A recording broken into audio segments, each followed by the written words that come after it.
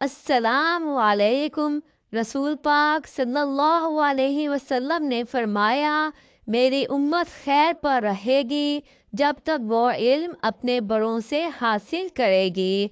सबसे बेहतर लुक़मा वो है जिसे अपनी मेहनत से हासिल किया जाए। अल्लाह ताला हर परिंदे को रिज़्क देता है, मगर इसके घोंसले में नहीं डालता। रिज़्क हासिल करने के लिए परिंदे को खुद कोशिश करनी पड़ती है। मेहनत करो, तुम्हारी ज़िंदगी फूलों की तरह रंगीन और शहद की तरह मीठी हो जाएगी। मेहनत इतनी खामोशी से करो कि तुम्हारी कामयाबी शोर मचा दे।